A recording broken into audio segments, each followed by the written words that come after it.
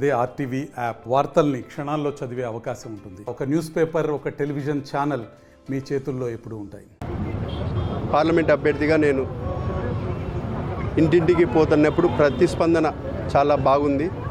ప్రతి ఒక్కరూ ఇప్పుడున్న ప్రభుత్వం దిగిపోవాలా, చంద్రబాబు నాయుడు గారు ముఖ్యమంత్రి కావాలని ఆశాభావం వ్యక్తం చేస్తున్నారు. వాళ్ళ ముఖాలలో కనపడుతుంది.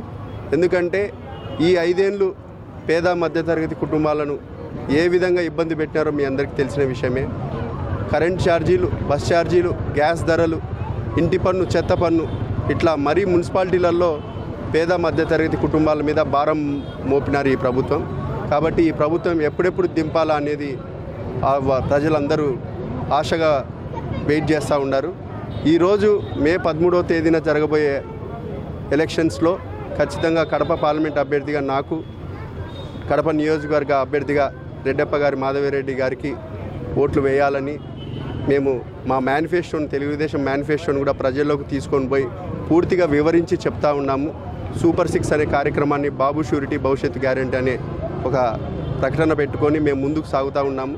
అక్కడ 18 ఏళ్ళు నిండిన ప్రతి మహిళకు 1500 రూపాయలు ఇవ్వడం కానీ, ఈరోజు చదువుకున్న పిల్లలు ఎంతమంది ఉంటే అంతమందికి 15,000 రూపాయలు ఇవ్వడం కానీ, ఈరోజు ఏ విధంగా నిరుద్యోగ యువత ఉద్యోగ అవకాశాలు లేక ఇబ్బంది పడుతున్నారో వాళ్ళందరికీ నిరుద్యోగ భృతి ఇస్తూ యువగలంలో నారా లోకేష్ బాబు గారు ప్రకటన చేయడం జరిగింది. 20 లక్షల ఉద్యోగాలు కల్పించి వాళ్ళకు ఉద్యోగ అవకాశాలు కల్పిస్తామని చెప్పి ఈరోజు కడప జిల్లా ప్రజలు, కడప జిల్లా సంబంధించిన నాయకులు, వైఎస్ఆర్సీపీ నాయకులు ఏ విధంగా ఉండారో మీ అందరికీ తెలిసిన విషయమే.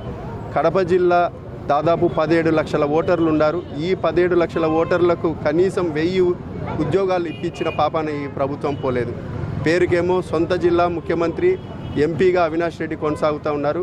1000 ఉద్యోగాలు ఇప్పించలేని పరిస్థితిలో ఈ ఇద్దరు, జగన్మోహన్ రెడ్డి గారు, అవినాష్ రెడ్డి గారు ఉన్నారు. మరిన్ని వీడియోస్ కోసం ఛానల్ ని సబ్స్క్రైబ్ చేయండి. లేటెస్ట్ అప్డేట్స్ కోసం వాట్సాప్ ఛానల్ ని ఫాలో చేయండి. అండ్ లింక్ డిస్క్రిప్షన్ లో ఉంది.